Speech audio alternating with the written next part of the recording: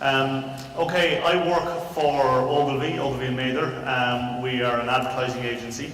We're part of the global network of offices in 50 odd countries all over the world. I would like to think that we are a relatively modern agency. We work very hard to keep up with new technologies, particularly mobile. And today, sorry, I need to log in.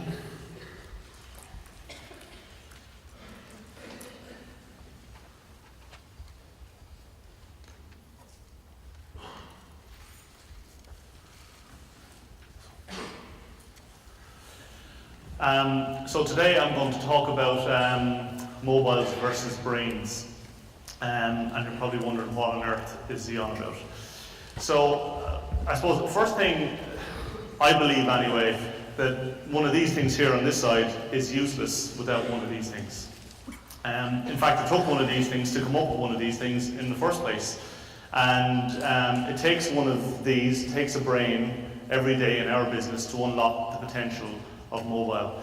And that's because a brain is capable of something that a mobile isn't, and that's imagination. So today, that's what I'm going to talk about. I'm going to talk about the power of imagination and the end product of imagination, really, which is ideas. There's no doubt that if we look back 8 years, that none of us could probably comprehend what life would have been like without mobiles, particularly smartphones. There's no doubt they've enhanced our lives in so many ways. Some critics would suggest that smartphones are bad for humanity, that they disturb life on a daily basis. And I suppose only history will judge that. But in the meantime, they're here to stay. They make lots of things so much better. Excuse me. One of the problems with mobiles is that they bombard us with data. And data is great, and data comes in many forms, particularly text-based data and image-based data. But the beauty of the human brain is it processes different types of data in different ways and using different parts of the brain. So for example, the brain processes images 60,000 times faster than it processes text. And that's because it happens in a part of the brain, the same part of the brain, that allows us as humans to feel things, to have emotions. All of our decision making is made in that part of the brain as well. So it's much more powerful to communicate with people using images, and particularly if you can overlay images with sounds and music and things like that. And it's the power of these images that really gives the brain the advantage over mobile. The beauty, and this is where mobile comes into its own, is that mobile can fuse the digital world with the real world. And it can allow organizations and brands to do things for consumers in a way that makes them unforgettable, or certainly less forgettable. Because using an image over text can increase your potential for memorability from 10% to 65%. That's a huge, huge difference, because images are logged in the long-term memory of the human brain. I have 3 rules. These are my rules, they're not universal rules, that when we're doing stuff for our clients or for brands, that it should do at least one of these 3 things. It should have utility, in other words, it should be useful. It should have some sort of functionality or context. Number 2, it should be emotive. It should stir something in us as humans. We can feel it. It connects with us in a way that we can't really explain. Or thirdly, it's entertaining, and we all know what that means. But in order to do any of these things, we need an imagination, and the human imagination it has no boundaries. It allows us to understand other human beings, to understand what the triggers are. And when we apply that to the work we do, when agencies apply that to the work we do for clients or brands, we can really unlock some really powerful ideas. So the notion of a picture registering with people, with humans, a lot stronger than words, is called the picture superiority effect. And it basically means that because it logs a different part of the brain, because it stays in our brains much longer, that it has a much more powerful effect and a much longing effect on us as people than simple text.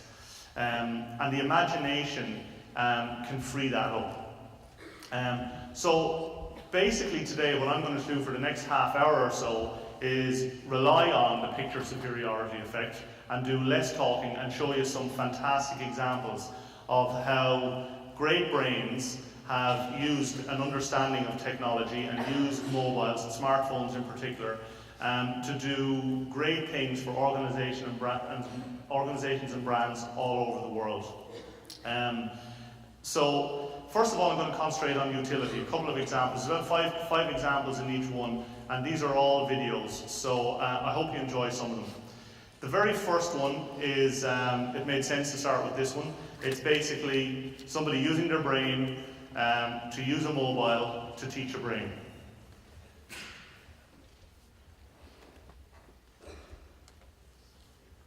Sorry, we have no audio.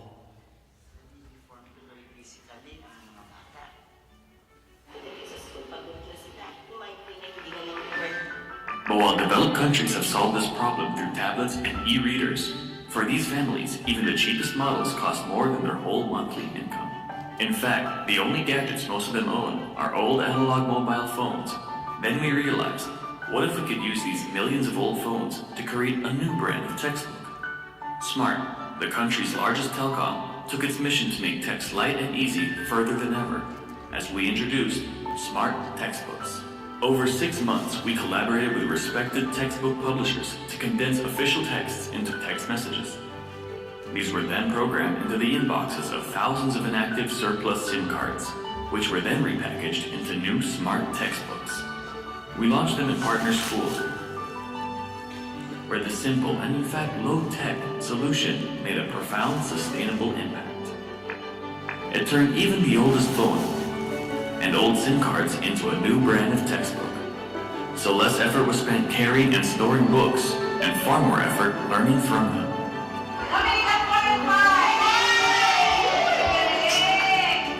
And with petitions and pledges from education sector members, Smart Textbooks is going even further, with plans already underway for more subjects, kits, so schools themselves can reproduce smart textbooks for free, and best of all, a rollout across the entire Philippines. Well, we always like to be at the cutting edge of innovation, particularly relevant innovation. Balang araw, bibigyan namin sa lahat ng tablets, pero sa ngayon, dapat simulan natin. Ito pinaka-perfect na simula. Fulfilling Smart's mission to make every kind of text light and easy for all. So a brilliant idea using what's actually out-of-date technology, and but very, very powerful. Coca-Cola over the last couple of years have made a virtue out of making simplicity genius. And this idea makes me feel pretty dumb actually, because it's so simple. But it's often the simplest ideas, the obvious ones, that are the best, because the minute you see it, you get it.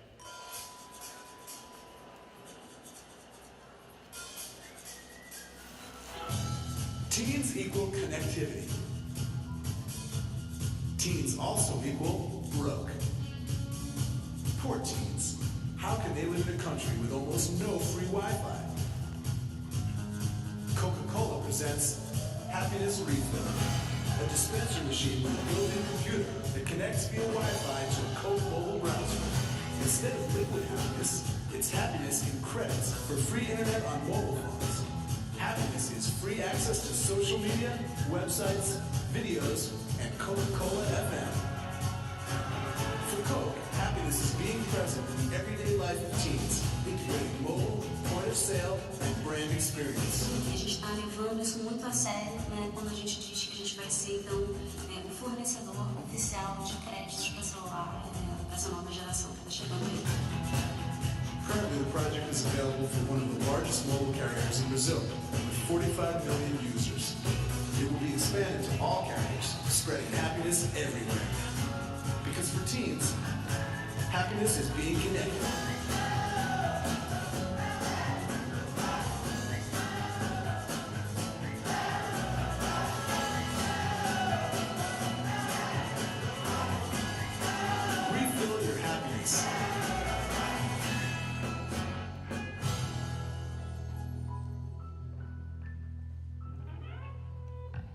So really a lovely idea, taking a brand icon in the form of the dispenser and using it in a very different way with mobile.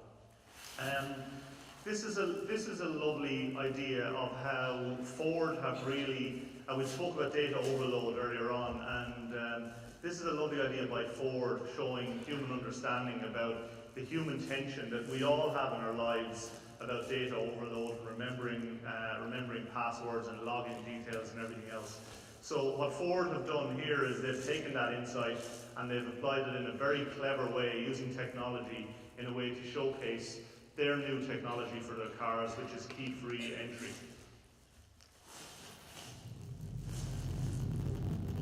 The world is turning faster. Each day, we've more to do, to manage, to check, to control, to remember, to connect to achieve. Actually, all we need is one thing: more time. That's why Ford decided to win us a little time back with Ford key-free technology. No key, no stress, no loss of time. So we decided to show how useful Ford's key-free technology is in everyday life. Introducing Ford Key-Free Login, the first technology that automatically locks and unlocks your web accounts, so you don't have to waste time typing passwords anymore. I mean, who even remembers all the different passwords? Ford Key-Free Login is the easiest, fastest, and safest technology to log in and log out. Just go to Ford's website, download and install the Key-Free Login software. It recognizes all the Bluetooth devices nearby. Select your smartphone, type your username and password for each account one last time. And that's it. Your smartphone is now the access key to every one of your accounts. Place your smartphone near your computer to unlock your account. Move it out of the room and you'll automatically log off. Thanks to Ford Key-Free technology, there's no need to worry about keys and passwords ever again. Brilliantly clever and showing great utility. Obviously something that we could all use. Certainly I'd love it myself. This idea actually is so great I'm not even going to introduce it. It's Huggies. It's called TweetPea. Hey, how's it going? Let me show you something cool. Let me just pee a little. Ah, yeah, nice one. And now, without even having to cry, Mommy's gonna come in my room to change me. Ta-da! You know how I did that? I'm using Huggies TweetPea, the diaper that warns parents when it's time for a diaper change. Its sensor detects humidity inside the diaper and sends a tweet to my parents, wherever they are. Through an app, of course, because, that's how we roll in my generation. Mommy and Daddy know when I pee, when it's time to change the diaper, and even how many diapers I'm going to need over the following days. They can be bought and received at home with a simple click of a button. And because it prevents unnecessary changes, Mommy gets to save some money and buy me more toys. Yeah. Other babies also try TweetPea. You can see what their moms think on the website. Agora eu voltei a trabalhar e deixei o Caetano com a babá em casa. Durante a semana ela que cuida dele. Eu posso ainda assim acompanhar se ela troca sempre a fralda dele ou não. O TweetPea avisa, né, pelo smartphone que fiz xixi, mas ainda não tá cheio, então é muito bacana, né? O sensor da Hugs, pra mim, é muito prático. Ele sabe a hora certa que eu vou ter que trocar. With TweetPea, Huggies is showing that innovation can go beyond comfort and absorption. Who knows? Maybe one day, every diaper is going to be like this. Yeah, I'm being a part of diaper history. Whoops. Sorry, Mommy. That wasn't a number one. Good thing that the best sensor is your nose. TweetPea, helping Mommy organize, monitor, and buy diapers online. So great for mum, saving her time, saving her money, helping her use less waste, changing nappies, particularly new mums, changing nappies when they don't need to be done. Just a very, very clever idea. Shopping, there's no doubt that mobiles and smartphones in particular have changed our shopping habits, and I'm talking about shopping in a retail store, not online shopping. Approximately 84% of us use our mobile phones in store in some sort of shopping capacity, whether it's check a review or check ingredients or do something. And An astonishing 3/4 of us would rather check our phones for some information on a product rather than ask a sales assistant. So there's no doubt about it that mobile is changing the way that we shop and how we shop. This is a great example of almost counterintuitively how a group of female fashion designers have decided to send their customers somewhere else. And they've based that decision on the fact that if you sell somebody something, it's a transaction. But if you help them and really help them and make their lives a little bit easier, they'll remember you and they'll come back. So it's a lovely idea.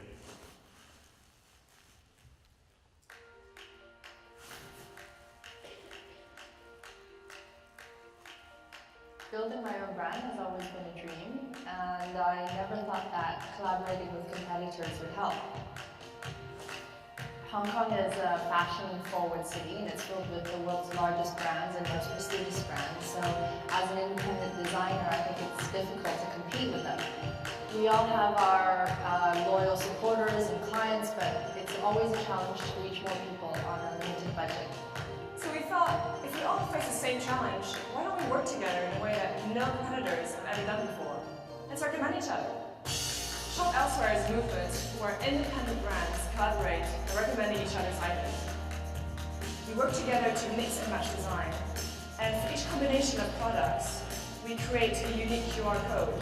When a customer comes and makes a purchase in one shop, they will scan a QR code unique to their item to access a website on their mobile phone where they can find matching items they may also like in another shop. So the client arrives at a map showing them where the recommended product is and the designer store. By recommending each other's designs, we raise traffic to our own stores and individually reach more clients than ever. The Shop Elsewhere movement is still growing. Any independent designer can join and find opportunities to collaborate.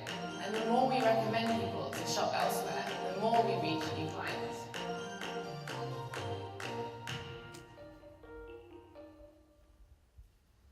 So taking the competitiveness out of shopping and bringing people together into sort of a co-op where they're all helping each other out. It's a really new way of looking at retail business. So let's go on to the emotive category, talking about things stirring things inside us. And I'm going to start off with two very different examples on the same subject of organ donation. The first one is an example of how the people behind it really understood the technology and the fact that we use technology sometimes in quite a fleeting way, particularly when we attend events and when it comes to apps, and how by asking questions, by challenging and by really exploring the potential around kind of dormant or dead apps, what could be achieved. The second example, because I let one flow into the other, is very, very different. It is based on a Brazilian football team and the fans of that team, and they're bloody mental. And you'll see from how the insight was applied in that example, how they have used the passion of the fans to encourage people to donate their organs.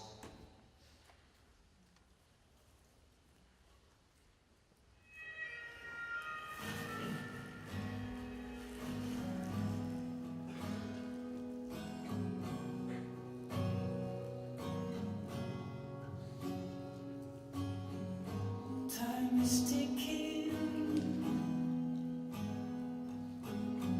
There's something missing.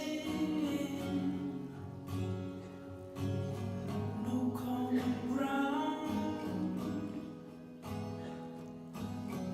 No purpose to be found. You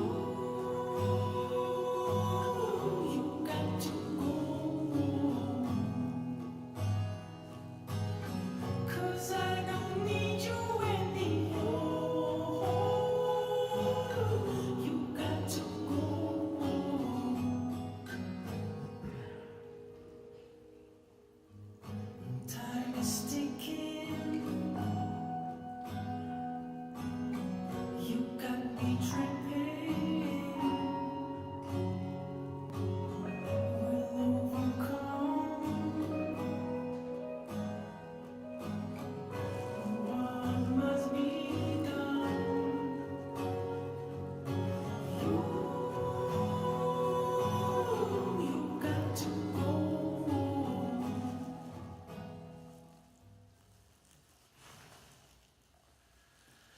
and a very different approach by the completely nutty fans of Sport Club Recife in Brazil.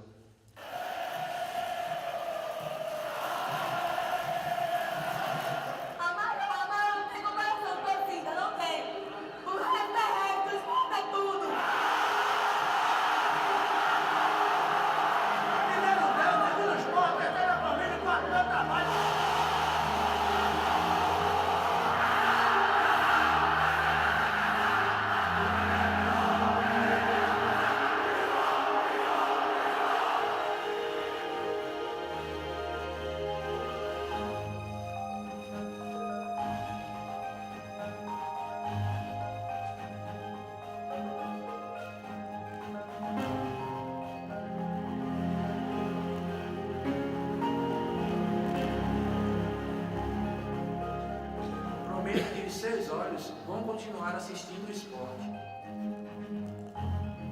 Que os seus pulmões continuarão respirando pelo esporte. Prometo que o seu coração sempre baterá pelo esporte.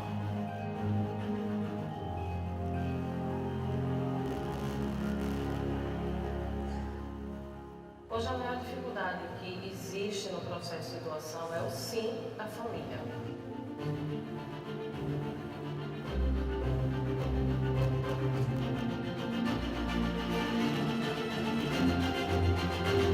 Eu sou rubro-negro até depois de morrer, irmão. Minha alma é rubro-negra. Ainda mais quando eu doar meus órgãos. Pô, meu pulmão for pro cara do Náutico, torcedor do Náutico, ele vai respirar o esporte. A campanha atingiu números impressionantes. 51 mil torcedores se declararam doadores, uma quantidade superior à capacidade da Ilha do Retiro. A campanha do esporte, eu não tenho dúvida alguma que serviu para que, aumentando a oferta de doadores, a gente conseguisse zerar essa lista, conseguisse realizar o transplante que todos estavam precisando. Uma campanha de doação de órgãos lançada pelo esporte está ajudando a salvar a vida de muitos torcedores. Antes do vídeo, eu tinha passado 18 anos de diabetes e 5 anos fazendo campanha. E aí você está falando, minha visão está voltando aos pouquinhos. Eu renasci.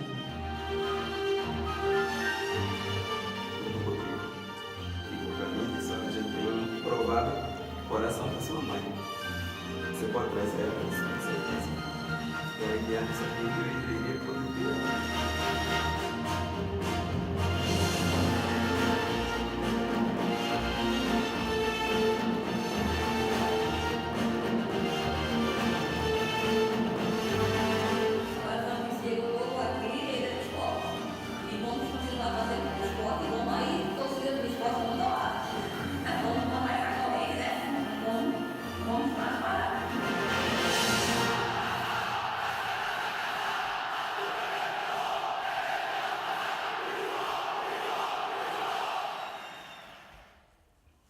Maybe Martin O'Neill and Roy Keane can get some Brazilian hearts into Irish fans.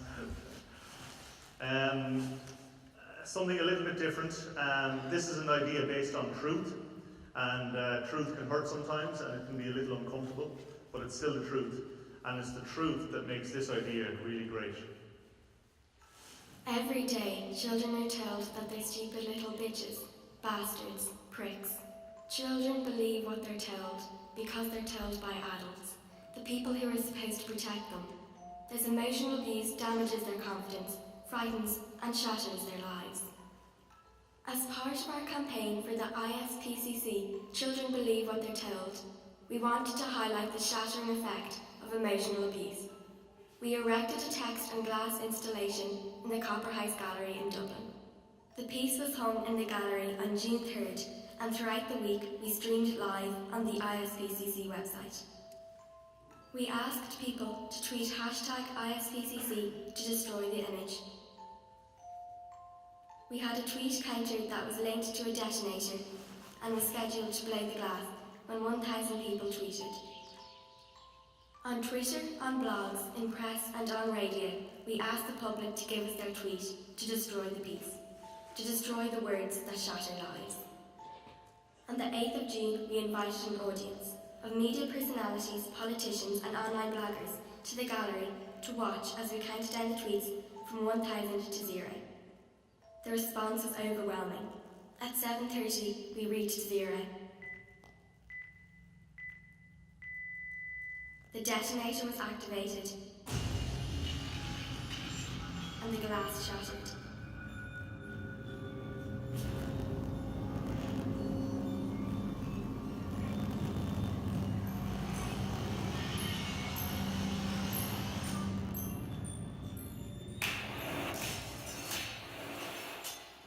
Leaving behind a message of hope and an appeal for further support.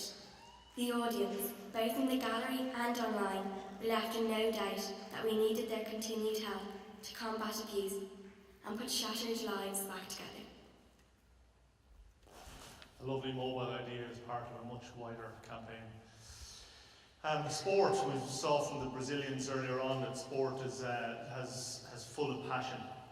And passion is one of the most powerful human emotions. The people behind this idea for a football club in Tunisia used a very clever use of technology to allow passion to travel over great distances and even permeate walls.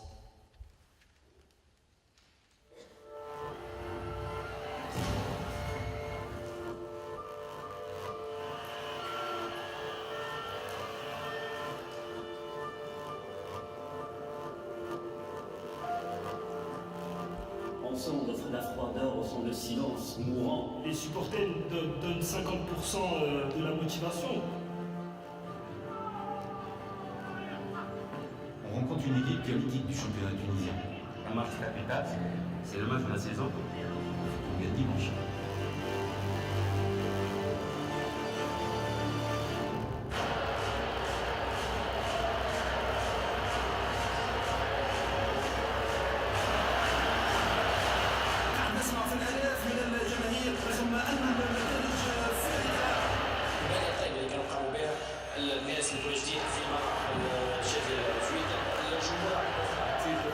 بجماهير حرم الأنف نجموا يتفاعلوا مع المباراة يشجعوا من ديارهم.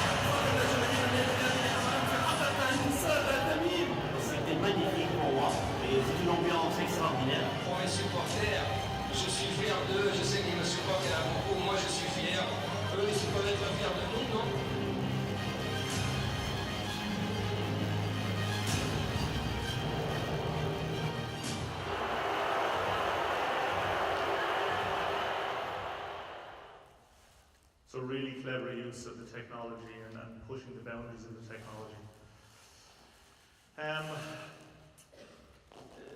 We have all written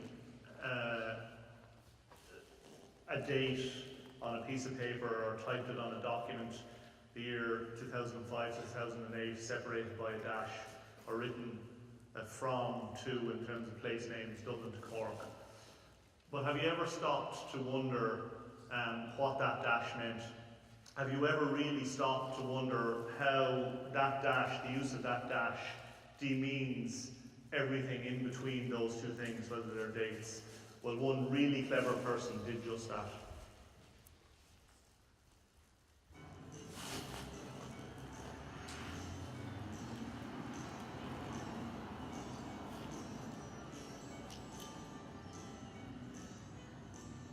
To inform of someone's passing and in memory of their life, it is common for close relatives to publish a death notice in the newspaper. These notices usually contain the date of birth and date of death, separated by a dash that summarizes a whole life.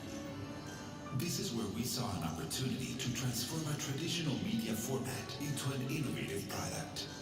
J. Garcia Lopez Funeral Homes introduce the world's first interactive obituary. To hire an interactive obituary, our clients must provide us with photographs and phrases that illustrate the life of their loved one. And we then turn these into a short video that can be seen by scanning a QR code printed on the death notice. Results. We evolved a media format that had never changed before. We created a new product for the funeral market.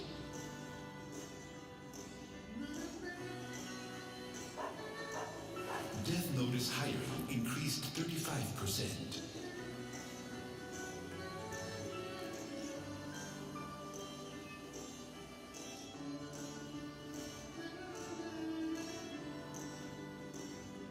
And most importantly, where there used to be just a dash, now there's a whole life.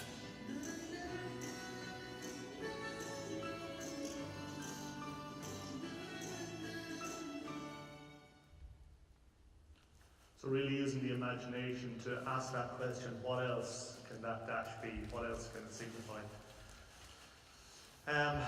The last category, entertainment. This is an idea that the people at Scrabble got their agency to come up with. They were getting frustrated that actually smartphones were causing a problem in that people were forgetting how to spell because of all of the typing technology in phones.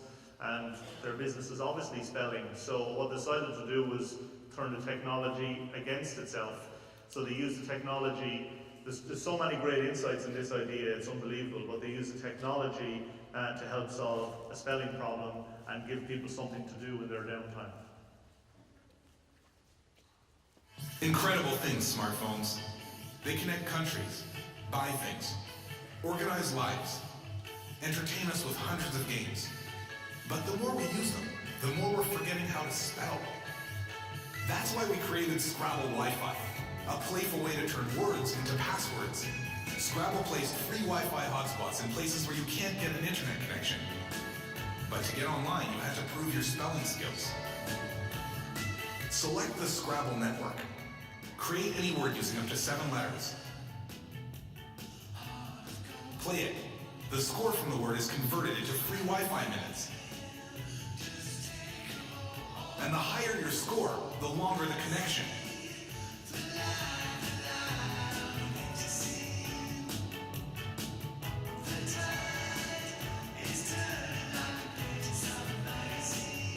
Words that you shared on Facebook doubled your score and time. In just 2 weeks, people played more than 6,000 words. That could fill 306 Scrabble boards. We gave away over 110,000 minutes of free Wi-Fi, showing that words can unlock a world of fun. Scrabble, bringing letters and people together.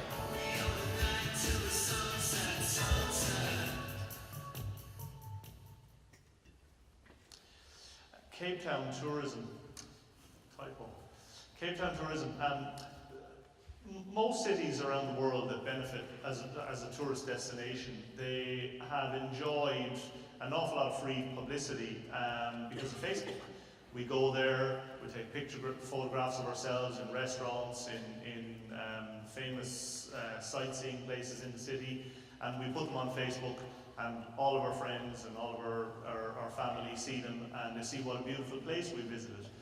And the people at Cape Town Tourism latched onto that idea, and they used it to overcome the barrier. Cape Town is on a continent, particularly for people this corner of the world. It's a long flight. It's probably the only real mainstream tourist destination on the African continent, and certainly ignoring the very top of it. And as a result, you know, it's very difficult to get people to go. So instead of that, what they asked people to do is, if you can't come on vacation, send your Facebook profile on vacation to Cape Town. Our client, Cape Town Tourism, wanted us to increase tourism during the festive season, but we didn't have the big media and production budgets most tourism brands are used to. We did have a beautiful city that we wanted to share with tourists all around the world. We needed to find a way to show people all this amazing stuff, so they'd come to visit Cape Town. So we thought, why not use the place where people already share their holidays, Facebook. Our idea? Send your Facebook profile to Cape Town. People could send their Facebook profiles to virtually explore Cape Town in a personalized 5-day holiday. Each day, they receive content in their timelines that showed them all the amazing things they could see and do. The biggest challenge was creating all the content.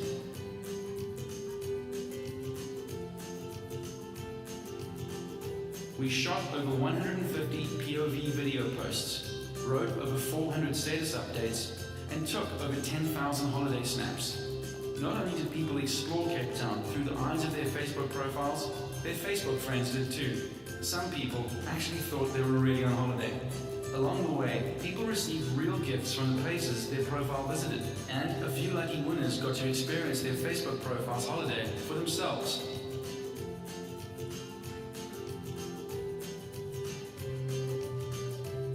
At the end of the campaign, thousands of potential tourists had virtually explored Cape Town. The campaign definitely helped. Table Mountain had a record visitor year. Tourism increased by 4%, and next year's bookings are already up by 118%. By using our content in a unique way, we made a big difference to Cape Town tourism with a small budget.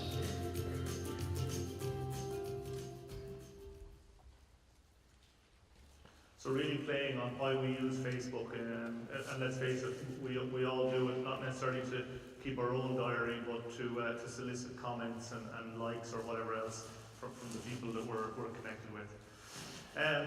I love this idea because it's targeted at creative directors, and my creative director in the agency, they're all very busy people, and this is Contour record company, a dance music label, and they had a new track that they wanted to make the creative directors aware, presumably so that they could contact the label and maybe buy some music to use in ads. And what they did was they realized that, just literally sending in a CD probably wasn't going to get past, his laptop. So they come up with something really, really clever using smartphones.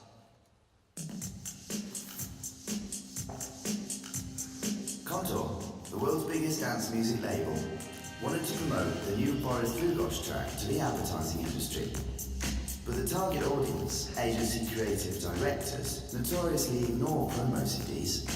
So for their mailing, Contour used what all good DJs use to grab their audience: real vinyl.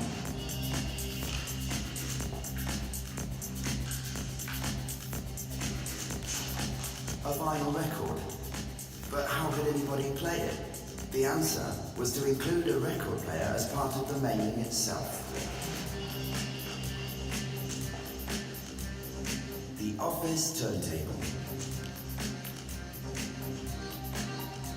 It works with a specially developed smartphone device. It's easy to use, and it's for all types of smartphone. No downloading, no fuss, just analog fun with a digital device.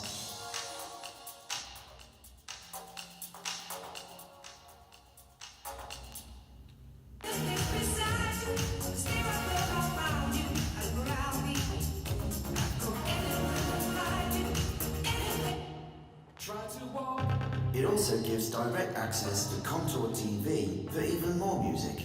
The response was very impressive.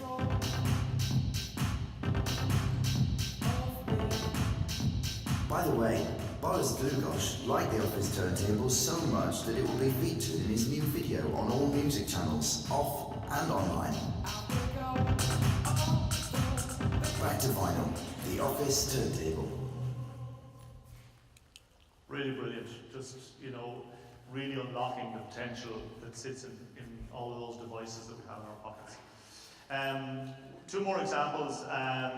This is a very cheesy example from some loved up Greeks for a chocolate brand.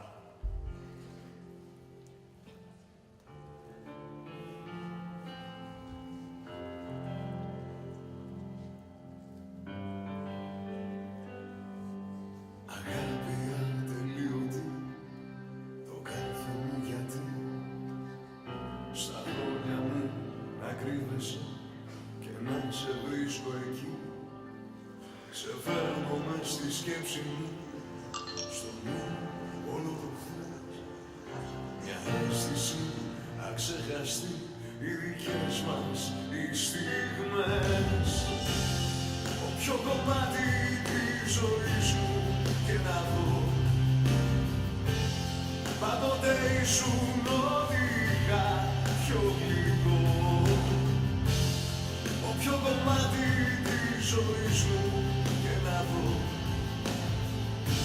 vado deixo no diga que obligo.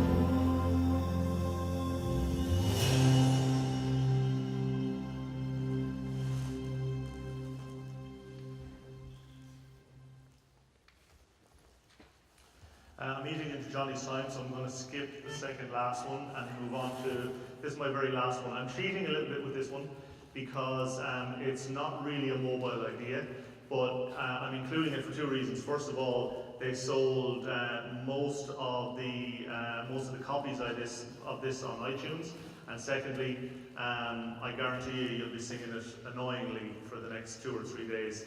This is a brilliant example of how people in an agency, once they got the brief, it's actually a song for the Metro Railways would have briefed the agency to come up with a campaign for platform safety.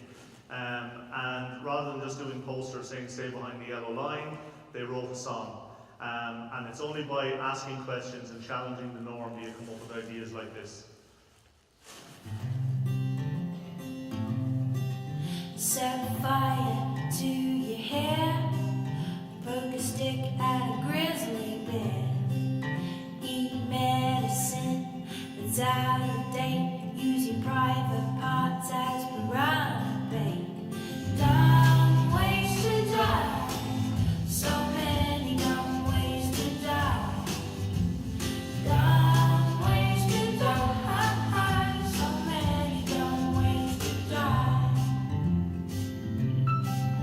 Get your toast out with a fork, do your own electrical work, teach yourself how to fly, eat a 2-week-old unrefrigerated pie. Dumb ways to die, so many dumb ways to die. Dumb ways to die, so many dumb ways to die. Invite a psycho killer inside, scratch a drug dealer's brand new ride. Take your helmet off in outer space, use a clothes dryer as a hiding place. Dumb ways to die, so many dumb ways to die. Dumb ways to die, so many dumb ways to die. Keep a rattlesnake as a pet, set both your kidneys on the internet. Eat a tube of super glue. I wonder, what's this red button do? Dumb ways to die, so many dumb ways to die. Dumb ways to die,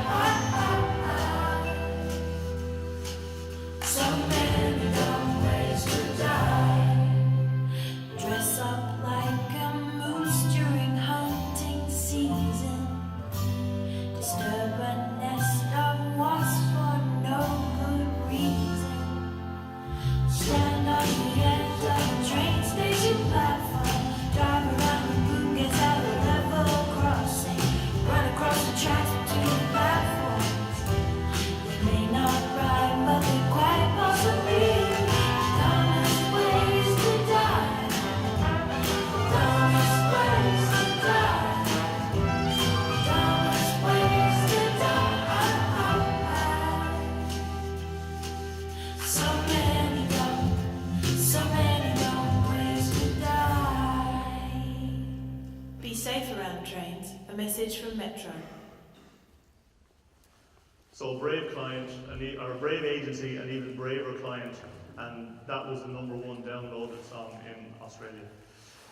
So that's it. I hope that the reliance on the picture superiority effect has made an impression. I think until mobiles or smartphones develop their own imaginations. I think today in 2013, I think the brain still has the edge. So thank you very much.